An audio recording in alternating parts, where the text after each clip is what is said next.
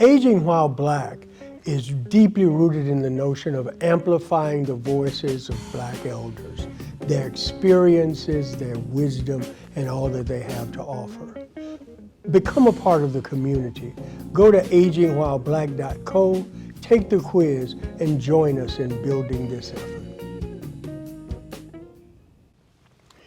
So I'm excited to have this opportunity to share with Peter Kaldes, who is the president and CEO of the American Society on Aging.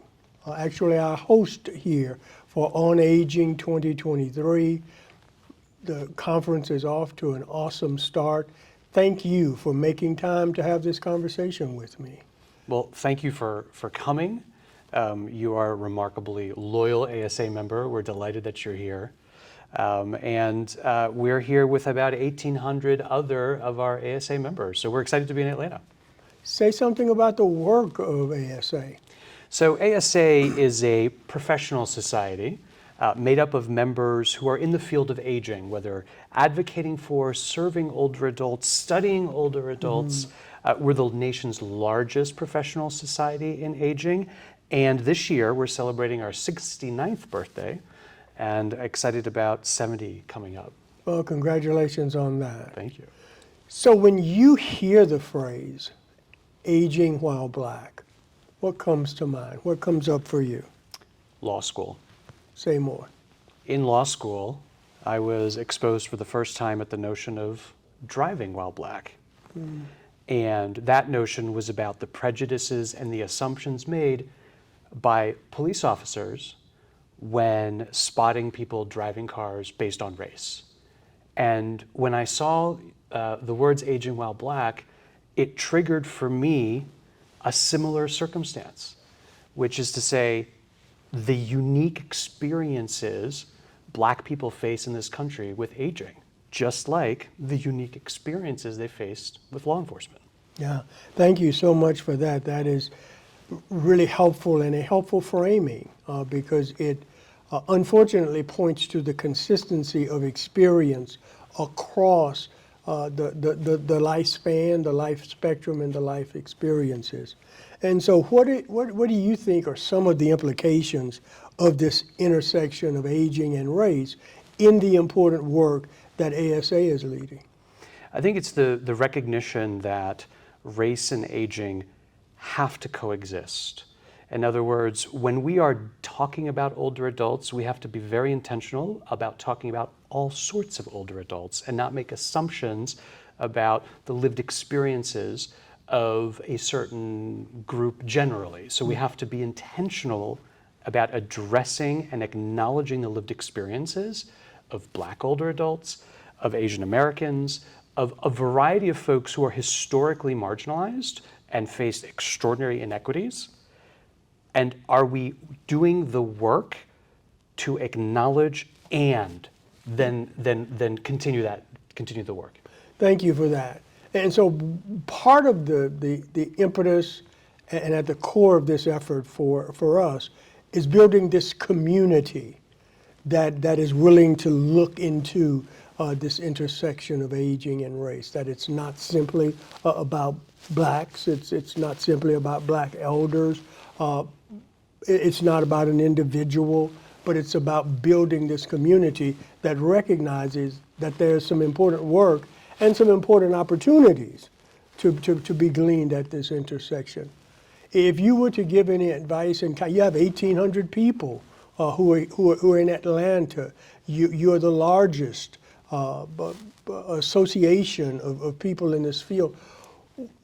What advice and counsel would you give to me and the others who are lifting up this work about building a real community? So for us at the ASA, you can't expect people struggling with these issues to be the solution to these issues. So at the ASA, it's about building allyship, it's about building an understanding, it's about building bridges. I'll give you one concrete example. A couple years ago, we launched something called the ASA Rise program, which is a leadership and social justice academy for rising leaders of color in the field of aging.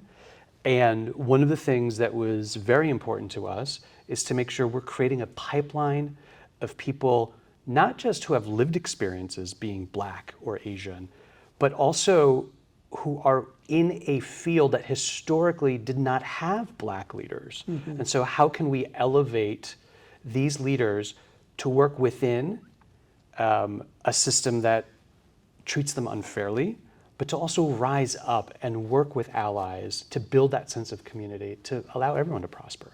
I will share with you that last year I had an opportunity to spend some time with the Rise fellas and actually had a few correspondence after. Absolutely wonderful group of people, and I'm excited to meet with this year's cohort.